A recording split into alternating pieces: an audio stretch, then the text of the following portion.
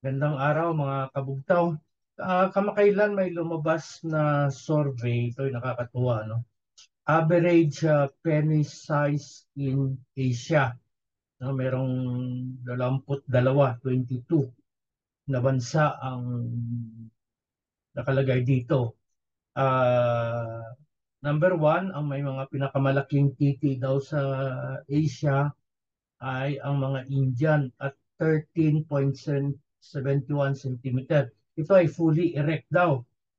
Pangalawa, Afghanistan. Pangatlo, Japan. Ito yung hindi ako naniniwala. Ano?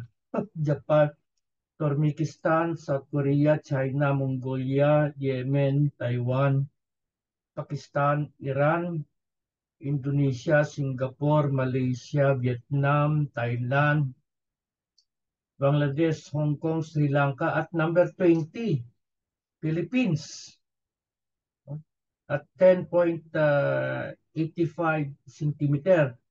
Ang panghuli, Philippines, Myanmar at Cambodia. No? Itong compared sa pangatlong una, India, Afghanistan, Japan. Pangatlong huli, Philippines, Myanmar at Cambodia. Ewan ko sino may gumawa nito. Talaga bang sinukat nila? No? Pero interesting to kasi yung pamagat natin ngayon ay Filipino penny size at the PCA, the Permanent Court of Arbitration. Kapag ginugol nyo, penny size and personality, nako marami kayong makikita, maraming lalabas na hindi lang tila, talagang may koneksyon ang personalidad ng isang tao o siguro ng isang bansa vis-a-vis sa kanilang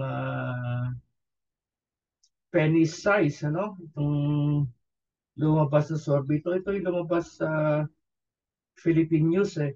In fact, dati nagbiro ako na may plano na palitan ang pangalan ng Pilipinas na Maharlika. Pero isang beses umattend ako ng seminar doon sa UP Diliman. Kalimutan ko na yung speaker, pero babae yun eh. Dean ata ng ano yun, professor ng history at ayun, o dean ng College of Social Sciences sa UP, na sabi niya, hindi daw pwedeng palitan ng Maharlika ang pangalan ng Pilipinas kasi ang Maharlika ay Sanskrit na salita, ibig sabihin big genitals, mahal, malaki, likha, likha, no? Genital daw ng lalaki. So hindi naman daw totoo na big genital sa mga Pilipino kaya hindi pwedeng palitan ng Harlika ang pangalan. No? Ngayon, hindi ko natatalakayin kung ano yung relationship ng penny size sa personality. I-google nyo na lang, maraming lalabas, sigurado yan. No? The psychological connection between penny size and personality. At ito'y naugnay ko sa kamakailan lang, mga nakita kong celebration daw ng 8th anniversary of the Arbitral Awards. Nako, sa Manila Polo Club pa, may champagne pa, may picture taking. May mga dignitaries, yung ambassador ng Australia, ambassador ng Japan, pati ambassador ng Austria. Hindi ko nga alam kung anong ginagawa doon. No? Pero kung mapansin nyo, wala ni isang ambassador ng isang Southeast Asian country doon na kung siyang pinakamalapit na apektado ng nangyayari dito sa South China Sea. Naalala ko rin nung lumabas yung desisyon noon ako si Albert Del Rosario, may he rest in peace, saka si Carpio, ako, may mga picture, may mga optics, ang daming optics, no? May picture taking, pa champagne pa, pa toast pa, victory daw, nanalo. Nung nakita ko itong mga picture na to, ako ay natawa, namangha, nainis, at lahat na ata. Kasi nagalit. Nagalit dahil niloloko nila ang taong bayan na nanalo ng Pilipinas. Ano yung pinanalo na ng Pilipinas? At naalala ko pa noon sa mga dyaryo, radyo, TV, no? Si Valte pa noon yung spokesperson ni Aquino na pinapalabas na ang Permanent Court of Arbitration ay isang United Nations body, UN daw ang nagdesisyon. Siguro bandang huli natauhan kasi daming nagko-comment na yung Permanent Court of Arbitration ay hindi UN kundi isang private firm, no? Na binayaran pa ng Pilipinas. Kasi arbitration yun eh. Bakit doon din? Ito yung nagmula noong 2012 standoff. Nung nag-withdraw ang Pilipinas dahil nabola ni Assistant Secretary Kurt Campbell ng US Secretary of Department of State, no? Na may agreement daw ang Amerika at China na magkaroon ng mutual withdrawal dun sa Scarborough Shoal. Nung na-withdraw ang Pilipinas, hindi naman nag-withdraw ang China. Sa isang nabanggit ko na to, ulitin ko lang sa mga hindi pa nakapanood noon. Sa isang disputed area kasi, pag nagkaroon ng military standoff, ang unang military force na nag-withdraw ay ibig sabihin nag-surrender. So kaya nga sinurrender yung Scarborough Shoal sa China. Ngayon, to save face, gustong kasuhan ng Pilipinas ang China. Ang mga pangyayari nito, kung gusto mo talagang kasuhan, kasuhan mo sa International Court of Justice sa ICJ.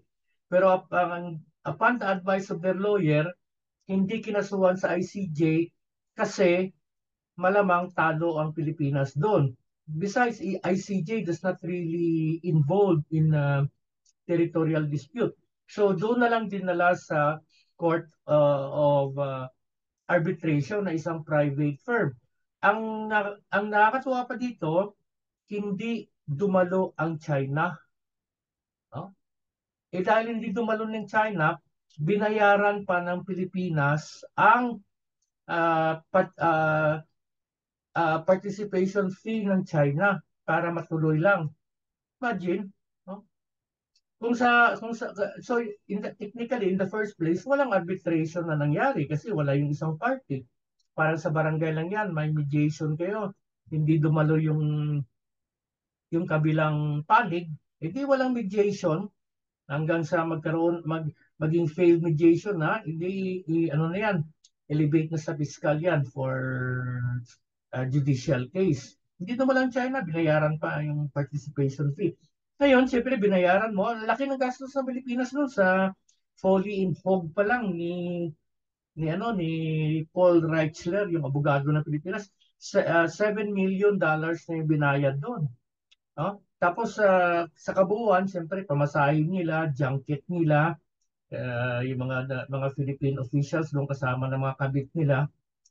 Umabot sa mahigit na 1 billion pesos ang nagastos ng Philippine government doon. Sa laki ng gastos. Tapos pinalabas pa nanalo. Anong pinanalunan ng Pilipinas? Niloloko niya yung taong bayan. Ngayon, siyempre, binayaran mo, ikaw ang kliyente, magro-rule talaga yun in pabor sa'yo. Pero yung ruling sa arbitration, kahit sa Permanent Court of Arbitration sa Hague, pag nagkaroon ng ruling, the ruling must be agreed by both parties kasi wala namang enforcement power yung Court of Arbitration. Both parties mag-agree. Paano mag-agree sa ruling ang both parties? Hindi nga nag-participate ang China doon. Saka yung sa Permanent Court of Arbitration, hindi compulsory ang attendance doon. You cannot force other party to attend it, no? Sa charter nila yon. No? So, in other words, talagang niloko ang mga taong bayan. Ngayon, itong si Carpio, gustong maghain uli ng arbitration case. At this time, siya yung counsel. No? Sabi nga ni Kamentong, siguro wala nang Kamentong Laurel, siguro wala nang pera itong si Carpio, kaya gumagawa na naman ng game ito. Alam naman natin itong si Carpio, jukebox yan ng Saling Group. No? Ang punot dulo nito, naikwento ko na rin noon sa iba nating palabas na ang punot dulo nito ay nung Felix Petroleum pa noon nagpadala ng ano doon, MV Voyager, yung exploration ship doon sa rig bank, no? Para mag-explore ng hydrocarbon deposit doon.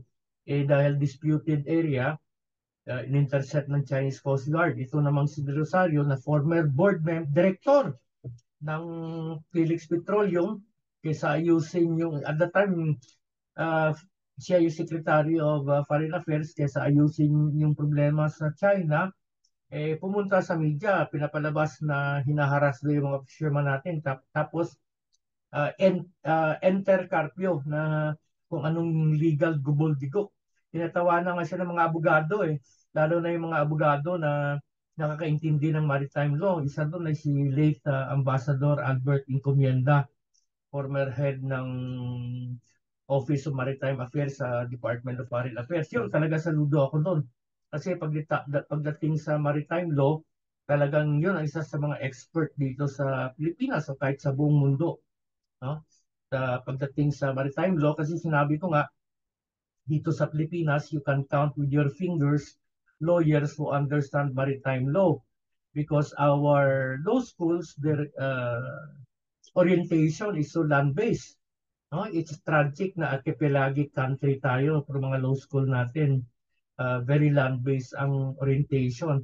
Kaya mabibilang mo lang sa mga daliri mo, mga abogado dito na talagang nakakaintindi ng maritime law.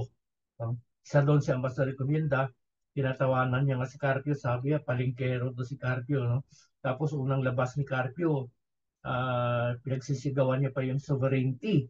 Hanggang sa uli na maraming tumira sa kanya na wala tayong sovereignty sa dagat kahit diyan sa 200 nautical miles EEC natin. What we have there is sovereign rights. Fishing lang yan, saka exploration ng seabed. At tulad na napaliwanag ko noon, hindi nga natin alam saan yung 200 nautical miles na EEC niyan kasi hindi natin napasurvey yan. Kasi ang proseso dyan, pasurvey mo, matagal yan. Ang Japan, mahigit 20 taon yung pasurvey lang nila. Yung Benham Rice natin, survey lang yun na mga 8 taon. Tapos proseso sa Maritime Office sa UN hanggang sa nabigyan ng status na Extended Continental Shelf yun. Another 4 years. So mga 12 to 13 years in the making yung Benham Rice na yan. Hindi nga tayo nagpa-survey doon kaya hindi natin alam saan yan. Ngayon, kaya ginugulo na naman nilang Ayungin Shoal, no? Sabi naman dyan, walang pakialam dyan ang tribunal kasi militarized zone nga yan, no? Pero sinurrender na rin yan noong 1995 pa yung Ayungin Shoal. Ngayon, kasi sa loob daw ng Philippine EEC, kahit sa loob ng Philippine EEC mo yan, hindi mo teritoryo yan. In fact, even the tribunal, no? Wala, ang decision ng tribunal, ano naman just to declare some of the features there as rocks. And as rocks, it cannot support human life. So it cannot generate the 12 nautical mile territorial water. No? In fact, to quote the tribunal sa paragraph 272, in particular, the tribunal emphasizes that nothing in this award should be understood to comment in any way on China's historic claim to the islands of the South China Sea. No? So kahit ang tribunal, hindi maka-comment doon at hindi sakop ng tribunal yun. Pero ang punto ko dito kasi, yung panluloko sa taong bayan, nanalo daw ang Pilipinas. Anong pinanalunan ng Pilipinas doon? Ang ruling? Wala nga yung other party. Besides, sabi ko nga, yung ruling must be agreed by both parties. Wala naman. Kaya, imagine, gastos lang na napakalaki, media operation, yung party nila, yung champagne, pagkain, yung renta sa Manila Polo Club. May pera sila, ha? Talagang, no? Na ipalabas na nanalo ang Pilipinas at ipagdiwang ang anibersaryo ng pagkapanalo ng Pilipinas. Nawala naman. No? Kaya panluloko, pero maraming naniniwala. Kaya sa mga local AM station, naririnig ko halos tuwing umaga, pinagsisigawan nila na yung na-implement na raw yung ruling ng PCA, yung panalo ng Pilipinas. See that? Grabe yung pagnuloko. At maraming Pilipino ang naniniwala, no? Na nanalo daw tayo. No? Kung Sa hindi nakapanood, hanapin niyo lang isang episode ng Bugtaw, yung Cinderella Complex, no? Na may appeal sa Pilipino, ang underdog, ang inaapi. No? Ngayon naman, bakit, why is it that they will insist, no, na atin to, West Philippine Sea, panalo tayo, no? Para bagang nagtatantrum na parang bata. Eh kasi siguro, konektado to sa penny size ng mga Pilipino na maliliit, kaya may inferiority complex. So yan, yung sabi ko nga, i-google niyo lang. Personality, penny size and personality. Ang dami kayong mababasa doon na koneksyon ng penny size sa personality. Ah. Pero dapat ba magkaroon ng inferiority complex kung maliit ang kilti mo? Hmm? Dapat matuto tayo kay O.G. Alcacid nung pinakasalan niya si Miss Australia, no? Michelle Van Emeren, kasi malaking babae Australiano, mga Pilipino daw maliliit. Sabi ni O.G. Alcacid, at ito, itanim niyo sa utak niyo, kaya para wag mawala na yung inferiority complex niyo na atin to, panalo tayo. Sabi ni O.G. Alcacid, it's not the size, it's how you use it. Di ba? Oh, saludo sa iyo, Mr. O.G. Alcacid.